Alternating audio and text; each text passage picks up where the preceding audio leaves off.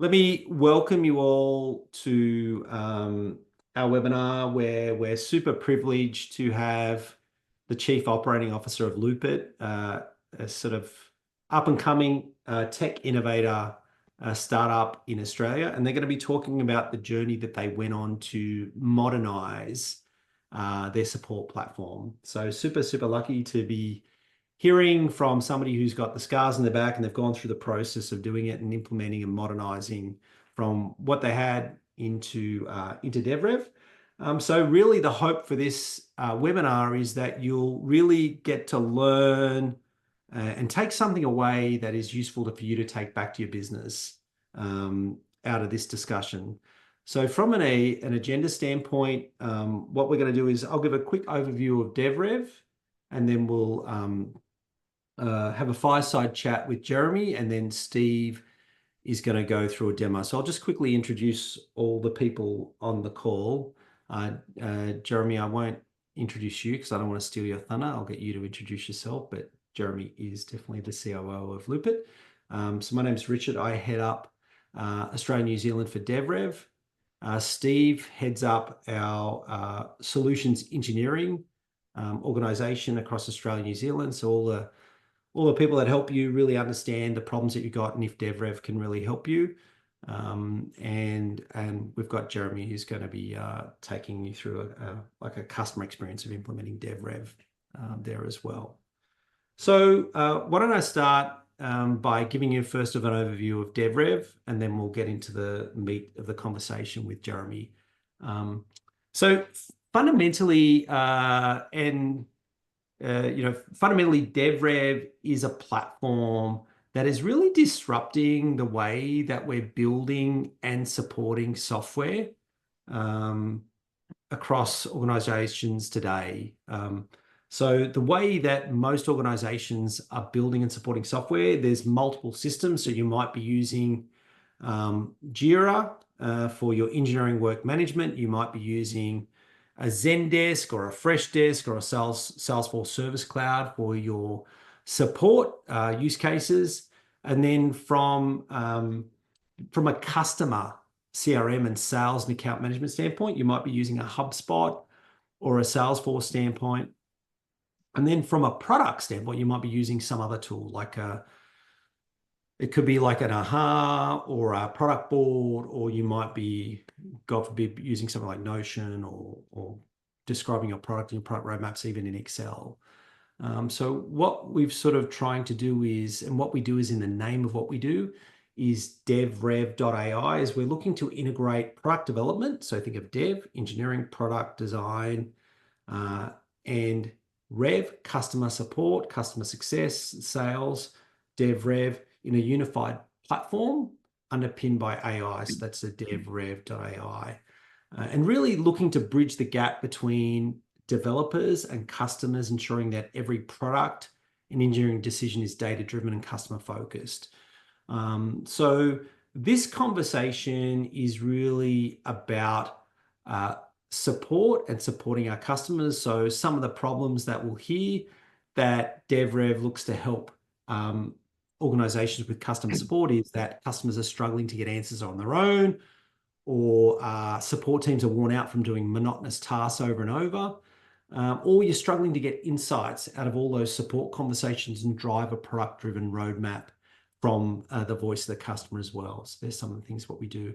And probably how DevRev is really different compared to other platforms or technology you may see out of the market there is that it allows you to converge a lot of these different systems like product, customer, support, and engineering, and build that into a unified platform underpinned by native AI, and give product and the way you describe product a home, but allow you to, if you've got existing tools like Jira and Salesforce, not necessarily replace them, but coexist with them as well.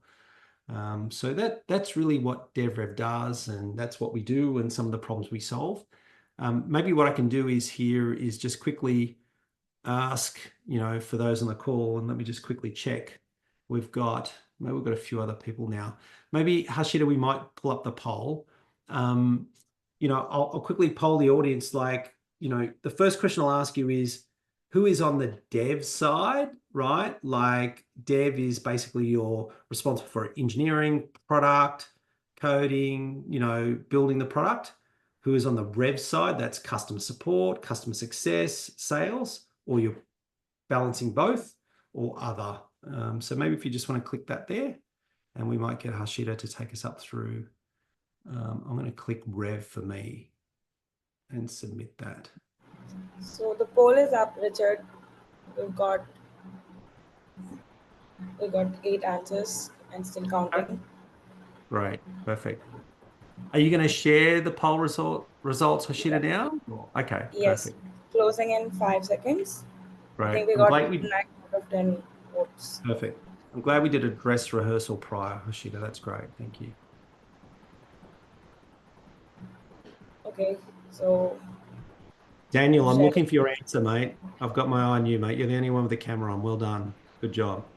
Super impressed. Wow. Okay, so we got 0 on the dev side, so not many engineering product people here. Rev, so that's great on the customer side, customer support. So that definitely aligns the conversation that Jeremy and I are going to be talking about. We've got a couple of people on both. So that's great. Thanks for that. That means we've done well with our audience and in terms of the conversation. So great. Perfect. Thank you. All right. So without further ado, let's transition to our conversation that we're going to have with the Chief Operating Officer of Loopit, Jeremy Gupta. Jeremy, welcome. Thanks, Richard. Yeah, thanks for joining, mate. Really appreciate it. So look, this conversation is really going to be about, Loopit and the journey that Jeremy and his organization went on for modernizing their customer support platform. And hopefully you'll get to hear the story, but also get to ask some questions as well. So, Jeremy, why don't we start off by introducing yourself, who you are, where you've come from, your background and experience as well. Yeah, so Jeremy Gupta, as Richard mentioned, background in engineering. So I was a software engineer back in the day and kind of transitioned through, I guess, the technology leadership pathway, and I was the CTO. Had a couple of roles, including at Loopit, which I'll talk you through in a little while. My role today is a bit more expanded. So I was primarily focused on product and engineering as a CTO, but I've got a bit of a wider gamut now, and that expands across ops, customer experience, support, finance, engineering, and also people and culture. So a pretty kind of broad, I guess, brushstroke of responsibilities there, but lots of, I guess, interest in enhancing productivity and improving customer experiences. Wow. Well, I think we could host another webinar as to how to start out as a software developer and end up as a chief operating officer. Well done, mate. That's a great career path. It's very, it's like super broad what you're covering there. So, Loopit, tell us a little bit about Loopit. What do they do? What's their business? I must admit, when I first not met you, but met Loopit, I was like, wow, what do they do? It's a very different and disruptive business proposition that you've got. Could you maybe take us through that?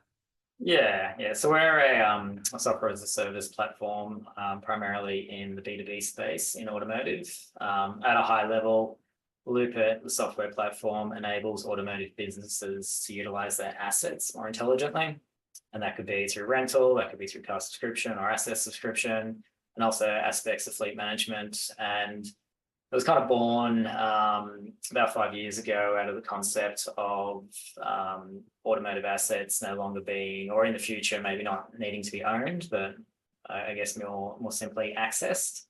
And so there's a trend here from ownership to usership, and there's a lot of tailwinds across the segment that are enabling people to get access to vehicles in more simple ways without the capital expense up front. And our platform is enabling businesses to start to transition towards usership and away from the traditional kind of buy, sell and leasing model.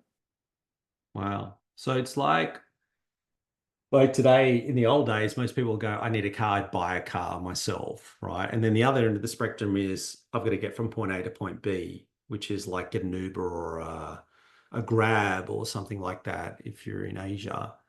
So this is somewhere in between where you just want to, like, month by month have access to a car and you can subscribe to a car.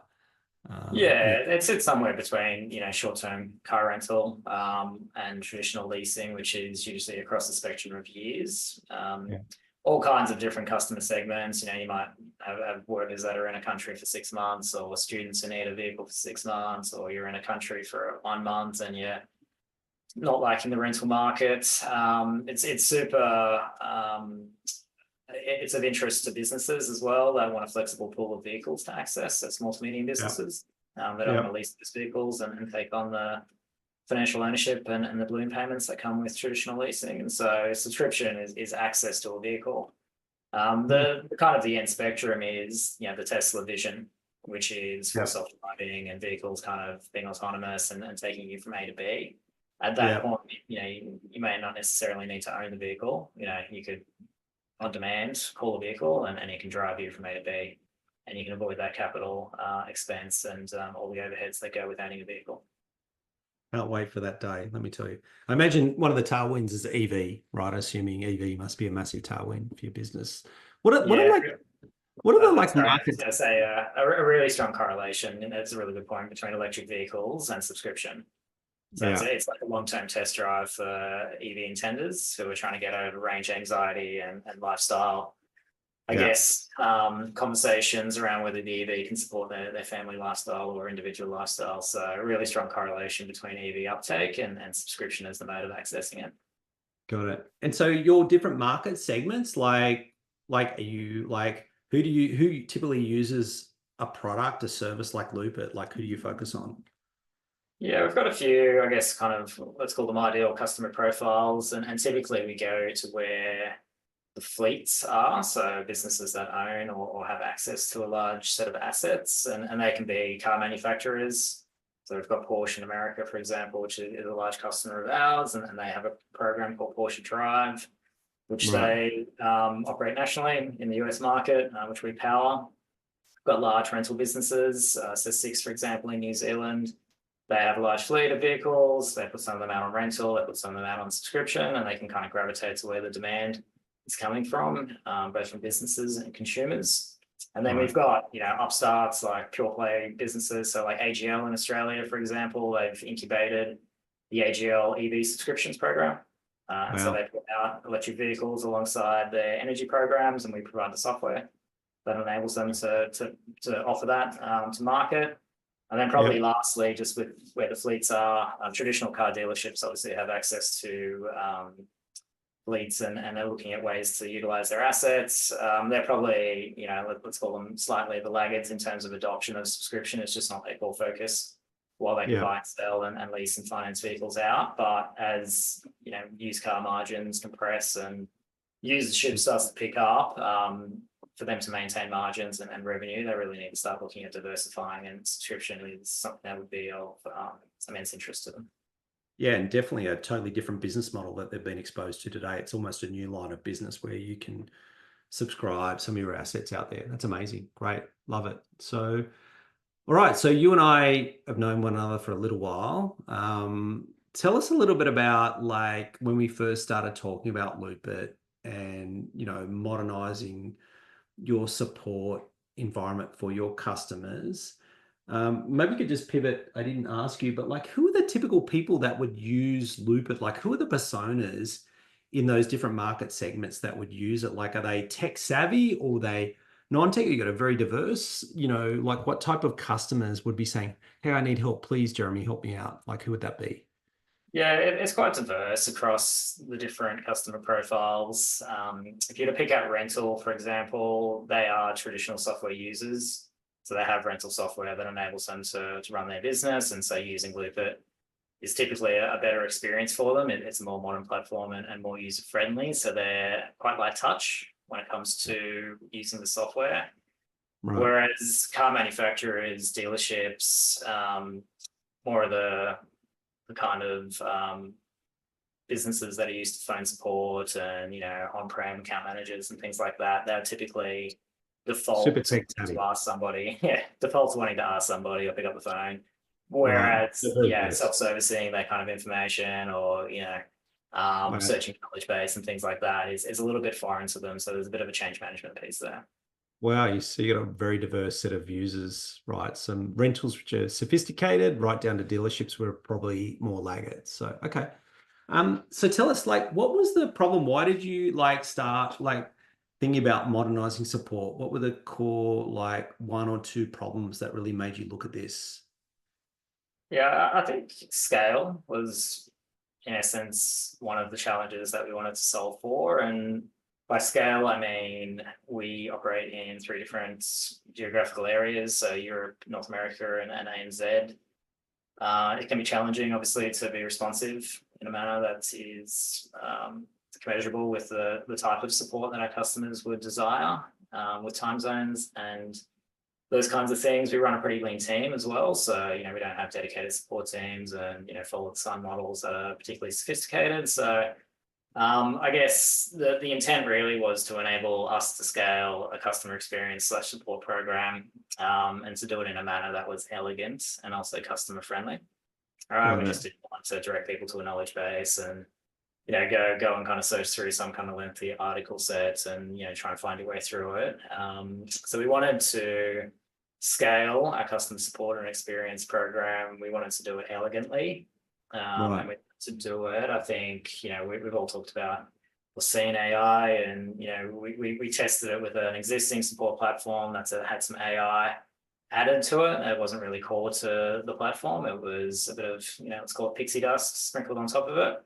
Right. It didn't really work out, or it didn't really move any metrics really in terms of being able to scale that support program and deflect tickets really. And so we had a look through the markets, and I guess that's how you and I got chatting with regards to DevRev. Got it. Okay. So sort of the hope was that like with the promise of AI, and there's like you couldn't get a sort of a more like topic that's sort of really got more hype around at the moment than AI, that you could like have customers' finances on their own, as opposed to as you're scaling, where you could like scale the business, but not necessarily have to scale support, linearly against that. And okay, and then so any other like that, was that the core, the scale, and then was there anything else that you're sort of considering in terms of other challenges, or how that was impacting your business, or other problems that you were considering with your customers? Yeah, I think an unlock of what we call expansion revenue was something as well that we were looking for a solution for. When I talk about that, we have a software platform that enables businesses to use their assets intelligently and bill for them and earn revenue. A lot of our customers would go and find third-party website providers and build a website on top of, like the Loopit data and the data sets. And that's a costly exercise, and there's integration requirements, and they're never really happy. And so we released a website product to market as well, which was vertically integrated with Loopit and provided a bit of a shop front for our customers. The missing piece of that, though, was, could we also enable our customers to 24/7 interact with their customers in a way, again, that was customer friendly and elegant and timely and relevant in terms of its answers, to provide an unlock to them in terms of being able to capture that demand as it came into their website experience and not potentially lose them to a competitor. And that could be through answering the tickets and, sorry, not tickets, but the conversations. But if there was, something which couldn't be answered, it could be escalated to the business owner, and then, that lead could be farmed and managed and potentially converted into a thing for our customers. And so we're kind of looking at, how do we vertically integrate and how do we expand, our product surface area. And one of the solutions there was to help our customers win as much business as possible from their customers. Got it. Okay, so 2 problems. Let me summarize. One was around, with the promise of AI, you knew that, hey, listen, we've got a scale, we're growing, we want to expand geographically. How do we, with the promise of AI, allow customers to find answers on their own, and like ideally get 60 to 70% of those things responded to by AI in a nice conversational manner, number one. And then number 2 is, as we're launching this new product, how do we give our customers a platform where they're basically launching a new subscription business for vehicles, where they can interact with their customers offline as well and provide that as a white label platform as well. Okay, that's cool. All right. So in terms of like the capabilities that, you know, you thought you needed in a platform, you thought about solving this, like what are some of the things that really come top of mind that if people on the call here, like we've got Daniel in Malaysia and Murali in Bangalore and all people all over the globe, like what are some of the things that they should be thinking about that could help them if they're considering addressing these problems? Yeah, I think with the audience and sitting on the rev side, if we just focus on that, we were essentially replacing an antiquated, let's call it support desk platform in our business and replacing it like for like with DevRev. And so, you know, I needed to have, let's call it baseline support desk capabilities and ticketing and those kinds of things that would enable SLAs to be created and, you know, conversational attributes of those tickets to be mined and categorized as well. So, you know, let's call that baseline support desk functionality. Obviously, the conversational UI and ticket deflection piece was quite critical. You know, we've all interacted, I think, with chatbots and conversational UIs across, you know, many different websites and experiences, and they're not all great. You know, some can be very, let's call it shallow in terms of its capabilities. And so really, and I think that this is the instrumentation with AI and building it, you know, with the AI capabilities natively, where it really kind of differentiates. So it was having a good conversational UI and ticket deflection capability was, you know, almost a must have if we were going to replace an existing support system with this and build on it. Yeah. And then for productivity considerations, workflow automations obviously key. Just, you know, automating repetitive tasks, escalations, and those kinds of things, and some of that SLA reporting and otherwise. Even just, you know, syncing knowledge base articles and always having that conversational UI pick up from the latest content just to make sure it's relevant and it never goes stale. So lots of kind of neat automations that we do use in DevRev, but were apparent during pre-sales. I'd say lastly, just with that second use case, the white label capabilities were quite important. So I think we might have stressed, I guess, the solution engineering capability part of it, or I guess the understanding of it during pre-sales. And we were really trying to prove out whether we could get this white label ticketing system and kind of conversational UI happening for our customers. But that was something that we would have put in the must-have column before we signed the contract. And yeah, it's obviously become true that the white label capabilities are there, and we're ready to roll that out for our first customer that's using the website product now. So that they were the baseline things that we were looking for to replace the existing software. Got it. So baseline support desk, like ticketing, all that normal stuff, but then not like you want conversational AI where it really can understand the intent and understand the sentiment and sort of have empathy and the ability to deflect tickets, like, you know, 60 to 70% was what you sort of, stressed before, and then automate through workflows across your business where maybe a customer that may be, not this is the case for Loopit, but, you know, maybe close to churning, or maybe they're not happy or there's some issue, and really be able to escalate that up.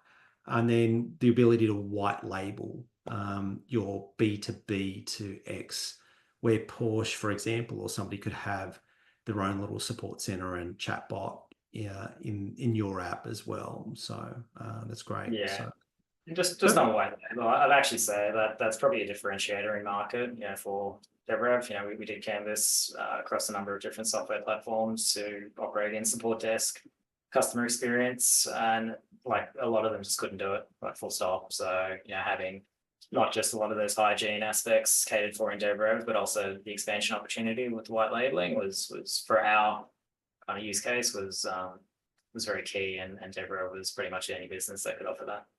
Great. Thanks, Jeremy. Well, that's great. So obviously, like, you wouldn't be on this webinar, so thank you for becoming a DevRev customer. All right. So where are the bodies buried? What was the experience like? Tell us about the implementation, you know, what lessons you learned, etc. If you can share a little bit about that as well. Yeah, so we're probably about 2 months in terms of implementation and usage of the product. The actual implementation / crossover was pretty seamless, I have to say. Just from, I guess, implementing software projects previously, we didn't try and bite off too much. So we picked a single use case, and that was support desk and ticketing, and replacing essentially our inbound email support with the DevRev system. And so it was quite clean in terms of, I guess, the blast radius to consider. And so we chose a very granular use case.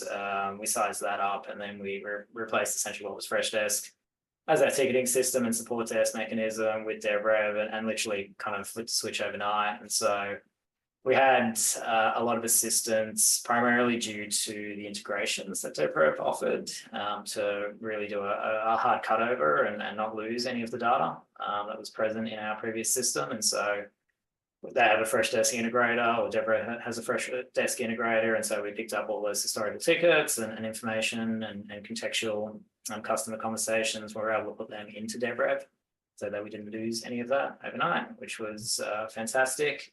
We had support from an implementation team at DevRev who did a lot of the mappings for us. We were able to hook up our Jira, which we use for engineering productivity as well, and escalations when they come through the support desk that need engineering assistance. And that was quite a seamless exercise. And then thirdly, we use Gitbook for knowledge base, and you can use many different knowledge base systems, but we're able to point essentially the DevRev AI engine at our Gitbook instance and then pick up all of the knowledge base in a very seamless, synced manner. And that's, I think it was probably in the space of a week, really, from kind of starting the process to flicking the switch, that we were off Freshdesk and running entirely on DevRev. So I'd say quite a smooth process, no real data loss, no real impact to businesses in terms of their experience with Loopit brand, which was key. So yeah, overall a very smooth experience. Great. Did you run both Freshdesk and DevRev in parallel, or no? You just cut over, or like what? We did, but it was only for about a day or two, and that was really just to check that there was no data loss between the system. And so inbound email tickets or inbound email conversations, were creating a ticket in Freshdesk and DevRev at the same time. We would just a quick reconciliation to check that everything in DevRev was in Freshdesk and vice versa, but we weren't responding from Freshdesk. So that was really just from a data loss kind of perspective, not from a need to use anything within Freshdesk. Got it. And I've got to definitely give a shout out to Gregor, and the team who helped you with the implementation as well. So shout out to Gregor. Thanks, Gregor, for helping Jeremy and the team as well. So great. What's the future hold for Loopit, and what you're thinking about doing with DevRev and future plans? Anything you can share here, Jeremy? Yeah, we're a little early on concrete metrics just now, given we're kind of 2 months into it, and we're actually doing some customer migrations ourselves onto a new platform where the volume will start to increase through the DevRev platform. But we want to, I think you mentioned a target 60 to 70% of inbound conversations being deflected. So that's a nice quantitative measure that we want to get closer to and hopefully eventually exceed. So we're starting to build up a bit of reporting and a profile of the types of tickets that come through, and typical canned responses, and then completing those gaps in the knowledge base to enable that to be enable that target to be reached. Well, it's also quite insightful into product experience enhancements that we can make to also close that gap and stop the source of those tickets at its base. So getting closer to that deflection target is key. I think we spoke a little bit about it being a very granular use case today, which is primarily customer support and conversational UI and ticket deflection. But per your comments earlier, I think that the DevRev platform is quite comprehensive, and we're only really touching the tip of the iceberg when it comes to really understanding the product, its pain points, time spent by engineers, the breakdown of the engineering time in terms of maintenance versus bug fixing versus enhancements and things like that. So I think there's a good case to expand our use of DevRev beyond that thin customer support wedge that we started off with and have implemented and are now running with. And then I'd say thirdly, definitely that white label product, which we spoke about earlier. So we've got a customer which should be going live with that within about a fortnight. So they've got a new website which has been built by the Loopit team, and we'll put that chatbot on it, and we'll start to see, 24/7 whether this customer is in South Australia. And it's a single owner operator, and he's quite entrepreneurial, and he's got a great experience in terms of fleets and pricing, whether he can, through an AI conversational UI, start to lap up some of that kind of inbound demand and start to convert more. Wow. So a really good use case for that white label product, and something our customers have really responded to very positively. Great. Thanks, Jeremy. That's great. A great story. Appreciate you sharing it. And it's great to hear, like, it's, not just from the vendor, but hear from you what the journey that you've gone on. Let me just pause here and just see if the team have any questions. I know we've got Daniel and Justin and Kay, and any questions, you feel free to post in the chat or just unmute yourself as well if there's any questions you want to ask. We've got myself, got Jeremy, and we've got Steve, who sort of understands the tech. Any questions? I'll just stop and pause and ask. I have one question. Murali, go ahead. Yeah, so what is the volume of tickets that you are handling on DevRev system on a daily basis or a weekly basis? Good question. Yeah, on a weekly basis, it's probably kind of 50 to 60 at the moment. So not a huge volume, but a lot of that's down to the product experience, being able to satisfy customers inside the product versus needing to escalate it. But we're on a pretty aggressive, let's call it, kind of growth strategy through North America. And with customer volume will also come, the volume of tickets. And so I think it was quite critical to do it at this point in time before it became overwhelming. So yeah, that's kind of what we're dealing with today. But I wouldn't doubt that will double or triple, in 12 months' time. Yeah. Got it. And what percentage of tickets are you able to now deflect with the AI engine as opposed to your previous system?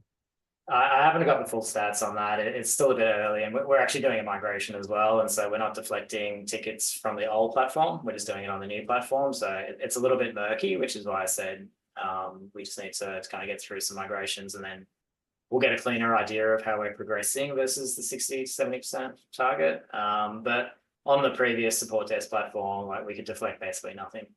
We tried their AI products, we tried cam responses, we tried the knowledge-based product, and it wasn't particularly powerful. It was quite shallow, and I think I used the term pixie dust being sprinkled over the top of the product. So we did try it, and we wanted to give it a good go, and it was the incumbent, but it just didn't prove itself.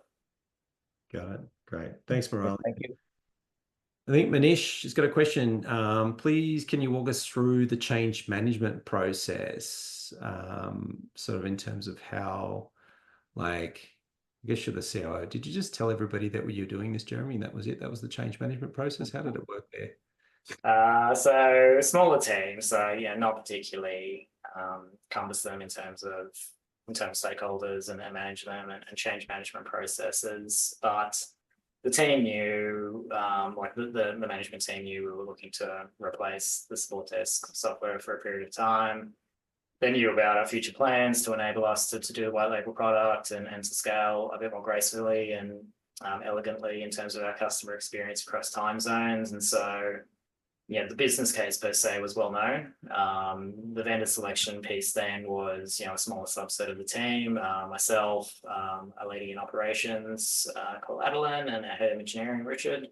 We evaluated a few of the platforms and did a few demos and understood pros and cons and the differentiators across the different options that were in the market. And then essentially, we put a recommendation to the business about the right platform for us to kind of go into phase 2 of our customer experience lifecycle. And that was DevRev.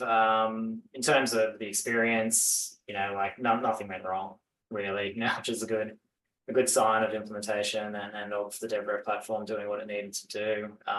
Had it failed and the migration gone not seamlessly and the customer experience being poor, we would have heard about it, and influencing stakeholders would have been more important. But it all went, very well and very seamlessly. So internally, some people wouldn't know the difference, and the fact that we're on DevRev now versus, we were on Fresh Steps previously. And our customers, they all have a better experience as well. And some of that's starting to shine through in terms of customer happiness scores. So yeah, that's probably a long-winded response to your question. Thanks, Jay. I think maybe I can add some color from other customers. Like typically what they do is you can create a digital twin where you've got your existing support platform and you can create a synchronization between DevRev and whatever you're using, and then have a small team run on DevRev. And then once you're happy, you just cut the umbilical cord and then you pull the shutters down on the previous platform and you start using DevRev. That's the typical migration where they really you don't have to do this big bang and this turns off and that turns on. You can run two in parallel. Once you feel comfortable, then turn off the other platform. So Jeremy, I want to say thank you for taking us through that and the story. Really good to hear directly from a customer what they've gone through. So let me I think this is just, I think Harshita, you're going to pull up one more poll from the conversation that we had with Jeremy. Like for your, your business and what you're seeing, can you maybe complete this poll in terms of what are the challenges that you're seeing in terms of customer support today? So, feel free to, we've given you some, things that Jeremy talked through here, and you can just feel free to select what is relevant to you. So I'll just give you a minute there, and then we're going to hand over to Steve, who's going to show us a demo of the platform and just give you a bit of a feature show or a harborside tour as we talk about of the DevRev platform, and then we'll wrap up. Just a few more seconds. Harshita, feel free to jump in and tell us how we're tracking. Yeah, we've got 11 out of 14 people voting. So perfect. I guess, how'd we go?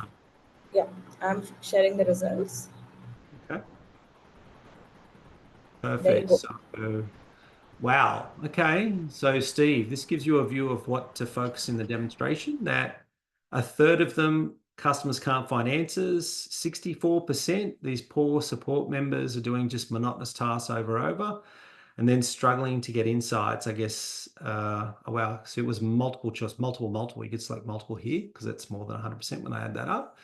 Is that struggling to get insights to feedback in a product, and then just struggling to collaborate as a team. So that's great. Really appreciate you, giving feedback and everybody see what you're seeing. With that context, Steve, I might hand it over to you to give us a quick feature show or harborside tour into DevRev. Perfect. All right. Can you hear me? Yep, we can hear you well, mate. Go ahead. Okay. So what have I got? 15 or 16 minutes. Okay. So based on that poll, I might change a few things. So this is going to be a live demo. If you have questions, put it in chat. Richard or someone can just let me know because I can't see the chat. Or, unmute and ask me. I don't mind being interrupted unless it's from Richard. No, I'm joking. So, okay. So today I'm going to walk you through a pretty quick demo of the platform. You're not going to fully understand all of DevRev. There's a lot of different things that this platform is capable of. I'm going to focus and hone down on the things that Richard and Jeremy have been talking about and the things that I saw on the poll. We're going to cover three things, and if we have time, I'll cover one more thing. First thing is, how does DevRev help with self-service, with AI, ticket deflection? Number one. Number two is going to be, how does DevRev help with reducing those monotonous tasks, those repetitive tasks that are painful for support agents? How can we potentially use AI to help automate some of that? The third one is, imagine we can't do one or two and an agent gets involved. What's that experience look like? So that's the full end-to-end from a customer all the way down to the agent, to engineering, fixing it and watching it flow back. And then if we have time, the fourth one is going to be, how do we get insights from all the information that we're seeing in the system, which was the additional one that I saw on the poll there. Okay, let's get started. So what you're seeing on the screen is DevRev. So this is the DevRev interface, this is the DevRev platform. And I'm going to be using some parts of the platform today, but I just want to level set about what I've done in this tenant.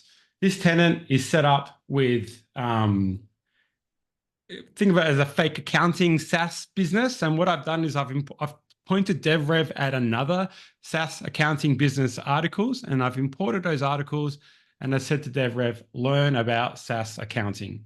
And And then what I've also done is I've created this little mock-up app. So this is the app. I'm going to act as a user. This is what I'm going to be using today to show you that end-to-end experience. So first, I'm going to put a user hat on. Imagine I go to this app and I have a question or I need help. What do I do? How does DevRev help? First thing I'll point out is you'll see we've got this little button here and this little button here. I'm going to click on this button first. So 7 lines of code, you can embed this into your app, web app or mobile app, and import your articles, and you can get AI search. It's really that simple. I could ask a question, how do I connect a bank feed or bank accounts? When I ask that question, I'm going to get a generated answer based on the relevant articles that I've imported in. So step-by-step instructions.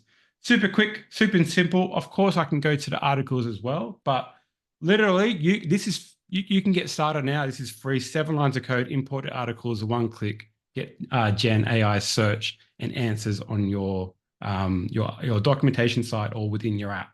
That's one way we can help with deflection and self-service. Let's just say, well, I actually have a problem and I want to interact. I want to get support. So I've clicked this button on the bottom left. This is our plug widget or agents, and it's like a little mini support center within your app.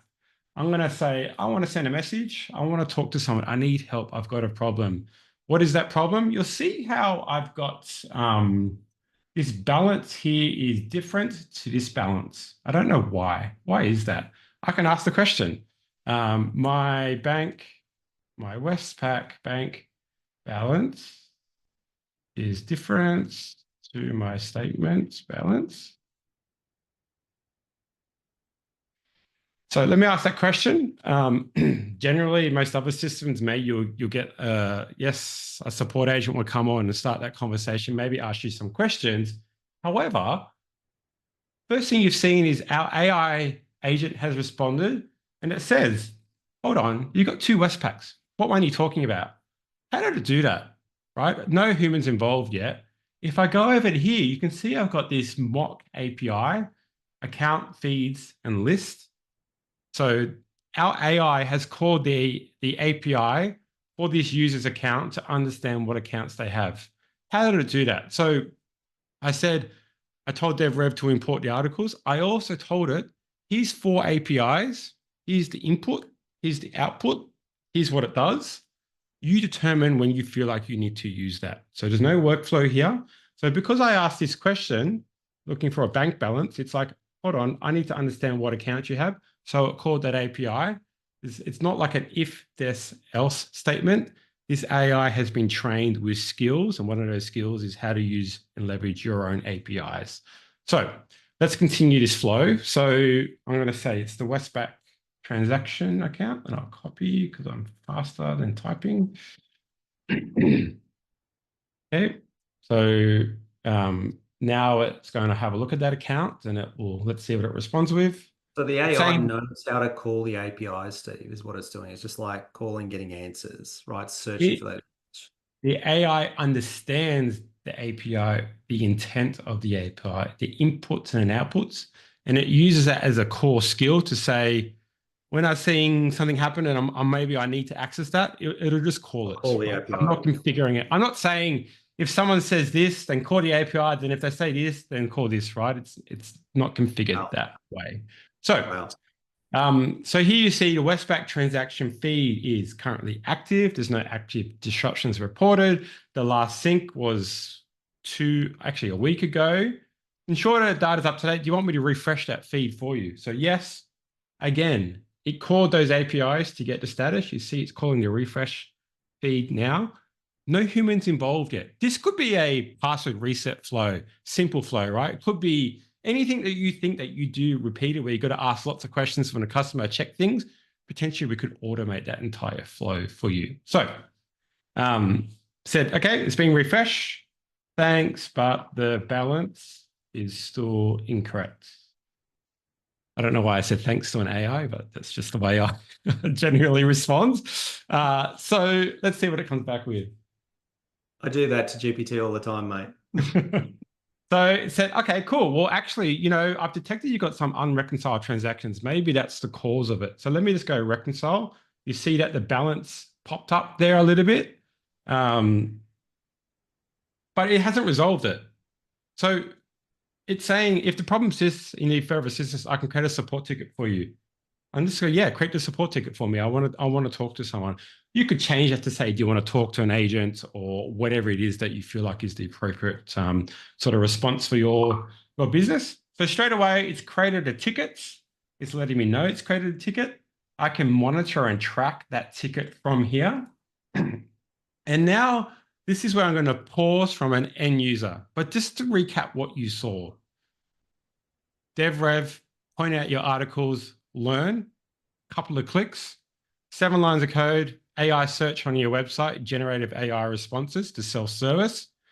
If a customer needs more help, we can automate those complicated flows where you can train the AI on your APIs using skills and to automate a lot of those more level 2 type conversations. Now, however, I'm stuck. The AI knew that I can't take this any further. I need help. I mean, that's why it said, let's create the ticket for you and let's get a human involved. So now I'm going to take my user hat off and I'm going to put my support agent hat on and show you what that experience looks like in DevRev. So when I go to DevRev, under work, I can go to inbox. Inbox is like the unified inbox from all the different conversations happening throughout your organization. It could be coming from Slack, email, that widget that you just saw, or other sources. So it's a one-stop shop for the agent to say, what do I need to do? Where do I need to work on? This could be coming from multiple Zendesks or Salesforces or whatever it is that you've configured to import that data. WhatsApp. Could be coming from WhatsApp. Yeah, exactly. Right? So, however, if I go to updates, this is like my little area where I get notified about things I need to do. You see that a new ticket was created. Let's have a look at that. It's been assigned to me. In this ticket, I'm going to walk you through some of this. Before I do that, let me show you that you can, from this ticket, you can navigate back to that entire conversation that you just saw, right? So I can see that entire conversation. But what's really neat, I can see literally what that user was doing, where they were clicking, what they were typing. I've got a session recording. I can see any API errors and API problems potentially in the app. So straight away as a support agent, I'm where the customer is. I don't need to ask them any more questions. I can just see exactly what they were doing. I don't know if you've ever gone to support and they ask you like the same question over and over again, right? This is painful. This prevents that and helps you resolve and provide a pretty good user experience for the end user. So I can see that. Let's just say I just opened this ticket. Maybe I've picked this ticket up from someone else because we're following the sun. I could click on this button, summarize, tell me the problem, tell me the discussion so far, summarize it for me. What are the next steps? Instantly, I get that. I don't have to read through that big, long chat logs, right? The AI will go through, summarize it for me, so I'm instantly up to date on the ticket. What else can we do? On the left-hand side here, it's saying, hey, there's similar tickets in the system that might help you resolve this. Maybe go have a look at them. There's articles that might help you go resolve this, right? But let's just say I can't resolve it and I need to create an issue for engineering or product. I could create a new issue here. You'll see that it detects previous issues that may be relevant. So if they're already working on this, if there's a bug, you can link to it. You don't necessarily have to create a new one, and AI is driving that. But let's just say I want to create a new one. The ticket is auto-populated for me, the description, the title, the description, based on the previous conversations. I could go create. If the business was using Jira, this would instantly create it in the Jira for me, right? Anything that happens in Jira and happens here, there's a two-way synchronization going on. But from a support perspective, just make my life easy, right? Is the purpose of having it all in one place. And then let's imagine that person picks up, an engineer picks up this, right? And he goes to GitHub or she goes to GitHub. and imagine they push a change saying they fixed it. I'm going to go to GitHub. I'm going to commit a change. I'm going to say this fixes that issue, and watch what happens in DevRev. Yeah, but you don't write code, Steve. One day. So in DevRev, you'll see under events, you can see, oh, it's detected, something's happening. Someone's working on this. If I go back to this customer, it's now in progress. Customers automatically kept informed and up to date. I haven't had to do anything as a support engineer. Okay. But what if I actually push this code and commit it? And apologies if you aren't familiar with GitHub. Essentially, imagine this is just an engineer going in and fixing whatever the bug is, right? And then they say, yep, it's fixed, and I want to deploy that to production. So I could do that. When I do that, within seconds, all of this information is flowing in. I can see everything that's happening. It's actually managed the state of the ticket and the issue for me. So if I go back to the tickets, you'll see that this issue is now closed. You'll see that we can automatically respond to the customer. You'll see that if I go to here, it pings me as well. Hey, agent, I know you've managing this customer. You've got a bug. Just so you know, engineering's fixed it. You can go back and have that conversation with the customer. And then from here, you could resolve it, write up whatever message you want, and then it will flow back into the customer's dashboard as completed. That's a end-to-end support experience with native embedded AI to really transform the way that you support your customers and to give that experience that we all expect these days when we leverage a piece of software, right? Which is just give me the answer. However, I said I'm going to try to do 4 things. So I'm going to give me 1 minute. I'm going to show you something that I think is pretty cool.